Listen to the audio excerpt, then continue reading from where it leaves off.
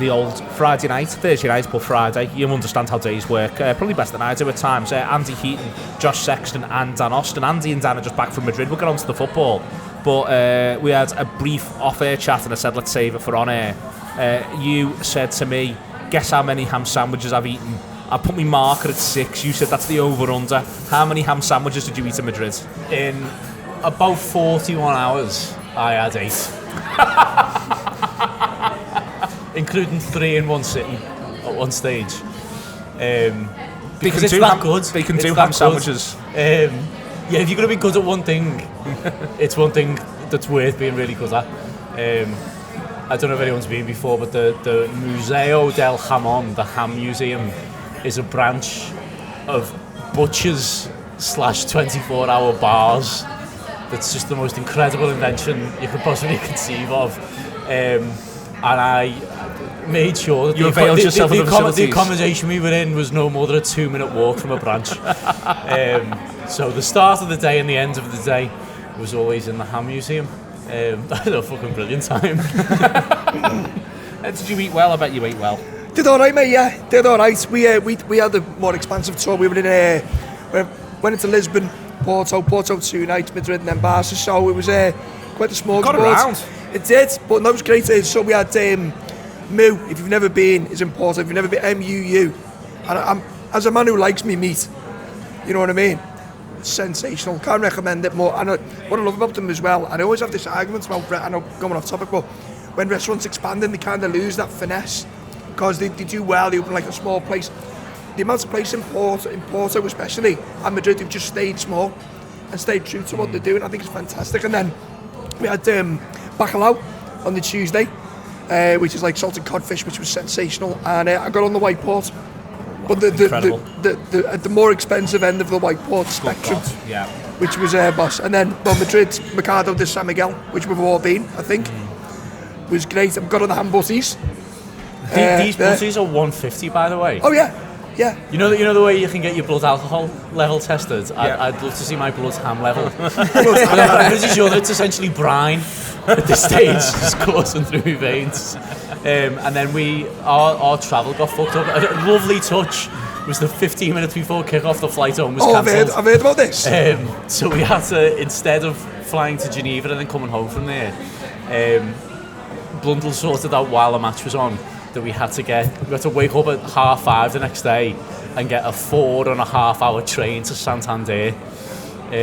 What was the name of the airport? It was Sevi Ballesteros Airport. And now knowing Phil, I think the flight might not have been cancelled and he just really wanted to go to Sevi Ballesteros Airport. There wasn't a single picture of him or nothing. Just the name. You wouldn't have known unless you'd looked it up. But we had a little look about. Phil ordered some lovely cuttlefish croquettes that we all got on while we were there. You can't beat Spain.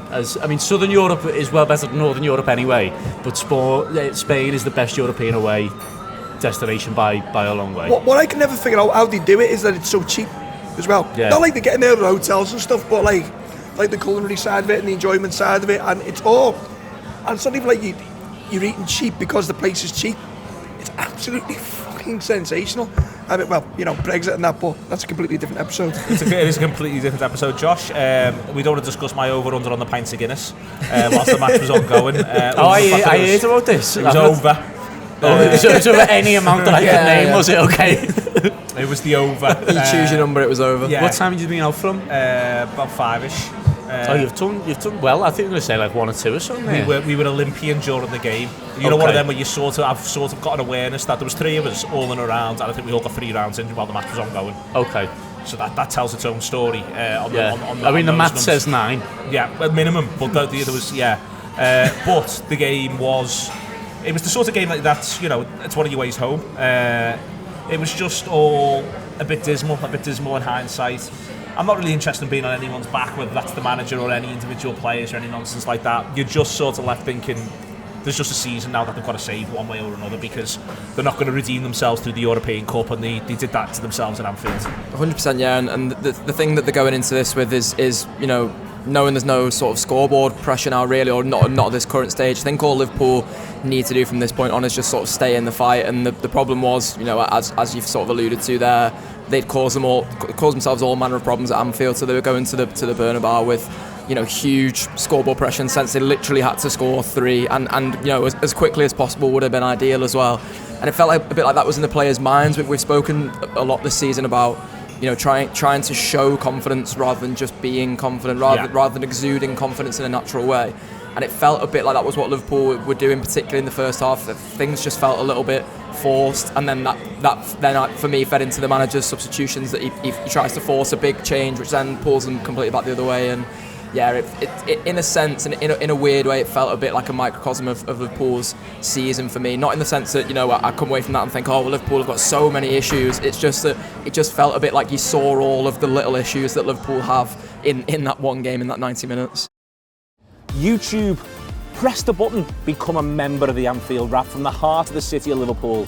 The best way to enjoy all your Liverpool-based videos, everything you need, every single day. It is the Anfield Wrap.